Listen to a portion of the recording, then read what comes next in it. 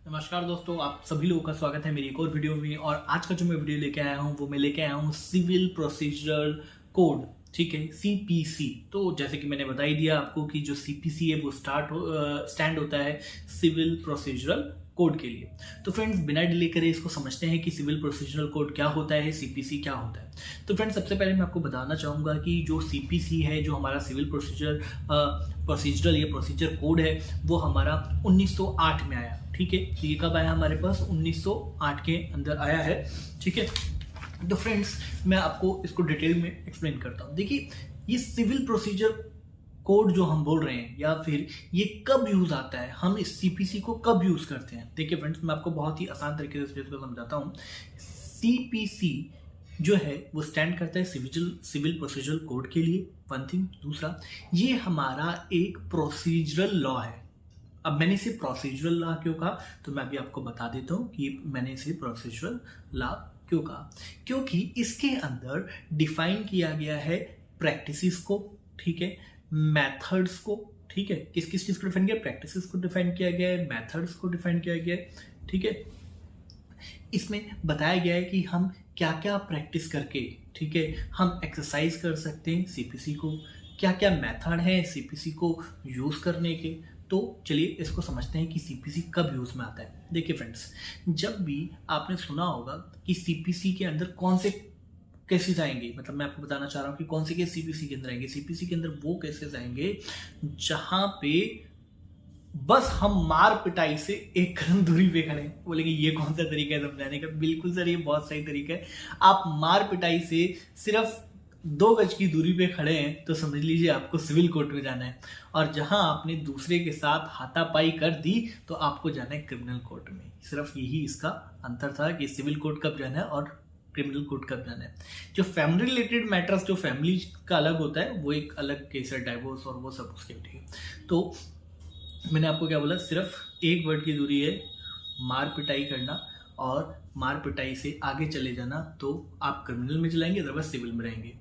एक चीज अब मैं इसको एक्सप्लेन करता हूँ कि ये कैसे है। सपोज 2 ब्रदर हैं, उनके अंदर प्रॉपर्टी का डिस्प्यूट है, ठीक है। तो जो इस तरह के केसेस होते हैं वो किस में जाएंगे? सिविल में जाएंगे। अभी प्रॉपर्टी का डिस्प्यूट चल रहा है, लेकिन जैसे ही आप मार पिटाई कर देंगे, कुछ उसके अंदर ज़्यादा गंभीर चोटें लग जाएंगी या मर्डर या कुछ हो जाएगा, तो वो सीधा क्रिमिनल कोर्ट में चले जाएगा। और जब तक मार पिटाई नहीं हुई है और सिर्फ डिस्प्यूट है, तब तक वो सिविल कोर्ट में रहेगा, ठीक है। एग्जाम्पल 1। एग्जाम्पल 2, सपोज मैं कहीं रेंट पे रहता हूँ, ठीक है, और मैंने रेंट पे नहीं किया है, तो अभी जो मेरा केस जाएगा वो सिविल कोर्ट के अंदर जाएगा। और जैसे ही मैं और मेरे मकान मालिक के बीच में लड़ाई हो जाएगी तो वो हमारा क्रिमिनल कोर्ट में चले जाएगा, ठीक है। तो मतलब मार पिटाई से एक कदम दूरी पे जो है वो सिविल कोर्ट है। ये एक तरीका था समझाने का। दूसरा चीज, आपका कोई हक है, ठीक है, आपका कोई राइट है, और उसे आपको कोई प्रैक्टिस नहीं करने दे रहा है, आप उसे प्रैक्टिस नहीं कर पा रहे हैं, तो भी आपका केस जो है वो सिविल कोर्ट में ही जाएगा। आप बोलेंगे क्या है? तो मैंने आपको 2 चीजें बताई। एक, पहली चीज, जो चीजें डिस्प्यूट में है लेकिन उसमें मार पिटाई नहीं हुई है तो वो सिविल कोर्ट में जाएगी। दूसरा, आपका कोई हक है और उसको आपको कोई प्रैक्टिस नहीं करने दे रहा है तो तब सिविल के कोर्ट में जाएगी। और अगर 2 लोगों के बीच में वर्बल डिस्प्यूट चल रहा है तो भी वो सिविल कोर्ट के अंदर ही जाएगा। तो मैंने आपको बता दिया ये 3 चीजें। और जैसे ही वो वर्बल डिस्प्यूट मार पिटाई बदल जाएगा तो क्रिमिनल कोर्ट में चले जाएगा। मैंने आपको बता दिया ये 1908 में आया था, इसको सिविल प्रोसीजरल कोड कहते हैं, ठीक है।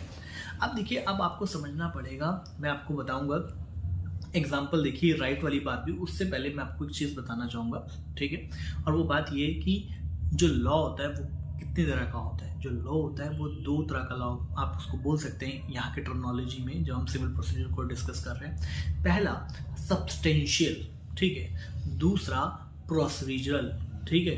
प्रोसीजरल को एडजेक्टिव लॉ भी कहा जाता है। अब देखिए, सब्सटेंशियल लॉ क्या होता है? सब्सटेंशियल लॉ वो लॉ होता है जिसके अंदर बताया गया है कि आपका राइट क्या है। सब्सटेंशियल लॉ क्या है? सब्सटेंशियल लॉ वो लॉ है जिसके अंदर बताया है कि आपको क्या क्या अधिकार दिए गए हैं और आपका अधिकार क्या है, मतलब आपको क्या क्या राइट्स हैं, right givens to you, and what are the right you can practice, ठीक है। ये मतलब आपको क्या दिया गया, आप क्या यूज कर सकते हो। अब उसके दूसरी तरफ जो हमारा प्रोसीजरल लॉ है, उस प्रोसीजरल लॉ में लिखा हुआ है कि भाई आप उस राइट को कैसे प्रैक्टिस कर सकते हो, ठीक है। और अगर आपको उस राइट को कोई प्रैक्टिस करने से रोकता है तो आप क्या कर सकते हो, ठीक है।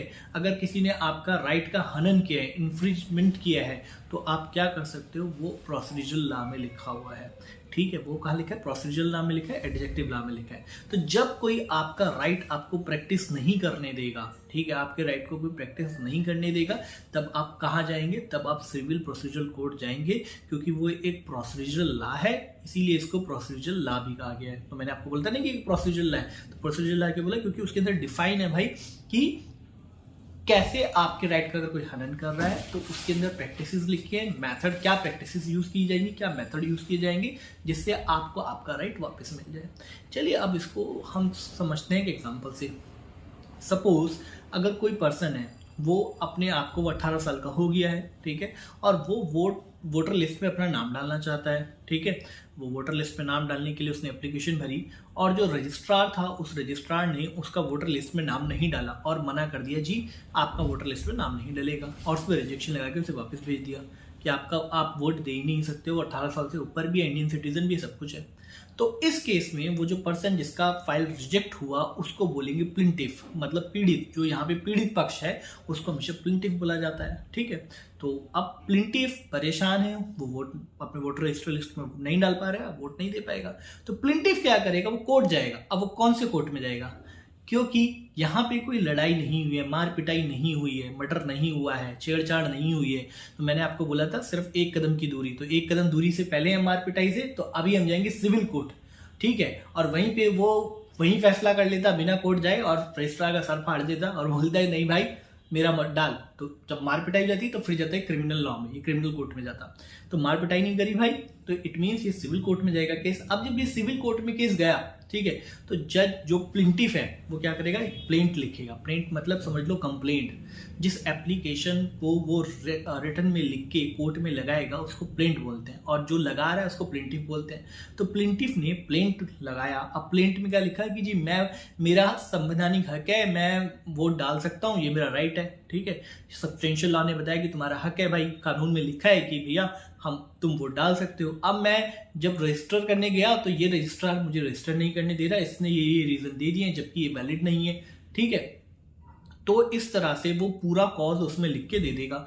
फिर वो उसके अंदर ये भी लिखेगा वो चाहता है क्या है, ठीक है, मतलब किस तरह से उसका जो राइट है वो प्रैक्टिस कराया जाए, उसको क्या चाहिए, उसका जो इन्फोर्समेंट कराया जाए और उसको क्या चाहिए वो वोट डाल पाए। वो ये भी लिखा है कि मैं वोट डालना चाहता हूँ, मेरे को रजिस्टर किया जाए, ठीक है। इस तरह से कोर्ट के पास चला गया। जब कोर्ट के पास गया तो कोर्ट एक सम्मन भेजेगा, एक नोटिस भेजेगा रजिस्ट्रार के पास, उस पर्टिकुलर डिपार्टमेंट के साथ बोलेगा भाई ये बंदा तुम्हारे पास आया था, इसने केस डाला है कि तुम उसको इसका राइट प्रैक्टिस नहीं करने दे रहे हो, ठीक है।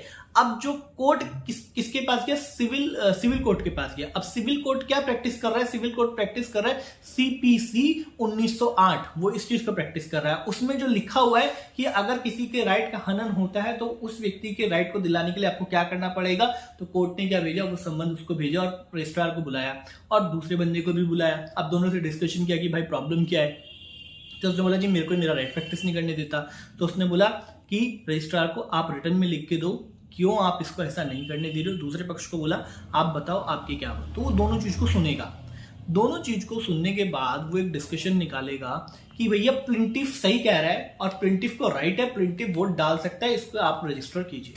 तो जो बंदा मतलब जिसके फेवर में जाएगा, मतलब जिसके फेवर के अंदर आपका केस चले जाएगा, जजमेंट जाएगा, मतलब जो जज बोलेगा कि भाई प्लिंटिफ सही है, तो जो भी जीत रहा है, चाहे रजिस्ट्रार जीत रहा है चाहे प्लिंटिफ जीत रहा है, तो जो भी जीतेगा उसको बोलते हैं, जिसके फेवर में गया उसे डिग्री होल्डर बोलते हैं। Degree holder. अब ये नया वर्ड कहां से आ गया, डिग्री।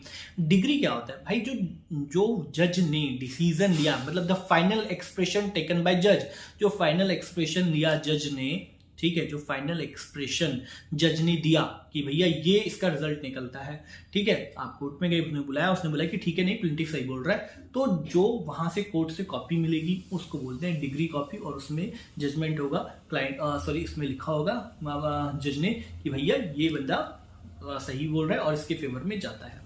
लेकिन ये फाइनल डिग्री नहीं होती है, फाइनल डिग्री, आप बोलोगे डिग्री और फाइनल डिग्री क्या होता है? भैया जब कोर्ट जज ने बुलाया, डिस्कशन किया और बताया कि ये बंदा सही है और उसके हक में दे दिया, तो डिग्री होल्डर प्लेंटिफ को बोला गया डिग्री होल्डर, और जो केस को हारा उसको बोला जजमेंटर, जो हार गया।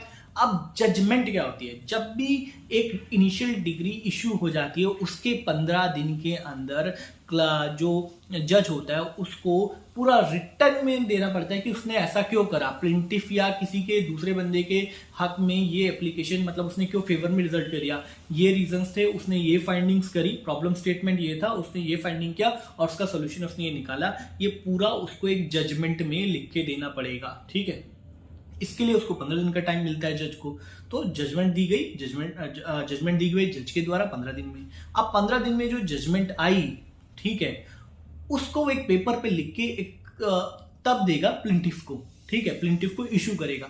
जो वो इशू होगा उसको बोलते हैं फाइनल डिग्री, ठीक है। मतलब जो 15 दिन बाद जो आपको फाइनल पेपर मिलता है वो इनिशियल डिग्री, उसको डिग्री नहीं, वो इनिशियल डिग्री होती है। फाइनल डिग्री जब कोर्ट जज जो कोर्ट है सॉरी जो जज है वो जजमेंट दे देता है तो उसको फाइनल डिग्री बोलते हैं। तो ये तो हो गया डिग्री, ठीक है।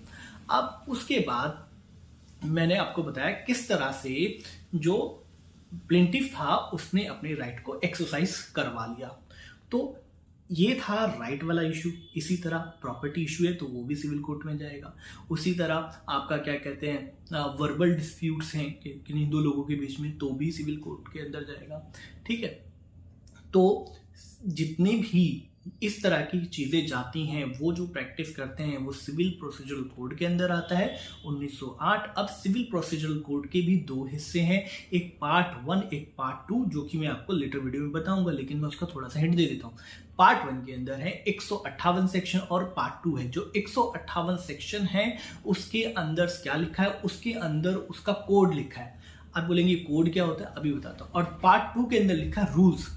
कोड का मतलब जो 158 सेक्शंस हैं उसके कोड, जिन्हें मैं कोड बोल रहा हूं वो क्या है, वो 158 सेक्शंस जो कोड है वो आपका जुरिडिक्शन बताते हैं कि आपकी हद क्या है, आपकी सीमा क्या है, जो भी आप बता रहे हो, मतलब डिजाइन करा है कि ये चीज ऐसे ऐसे ऐसे ऐसे होगा, ठीक है, ये ऐसे ये ऐसे ये ऐसे है, आपको ऐसे करना है, ऐसे करना है, ऐसे करना है। उन 158 सेक्शन में लिखा आपका जो जुरिडिक्शन है, जो आपका हद है, जो सीमा है, यहां तक है।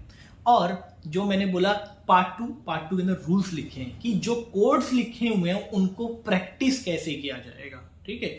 जो कोड्स 158 लिखे हुए हैं उनको एक्सरसाइज कैसे किया जाएगा वो हमारे पार्ट 2 में लिखे हैं और रूल्स में लिखे हैं। तो ये मैंने आपको कंप्लीट बताया, ठीक है, क्या होता है सीपीसी, ठीक है।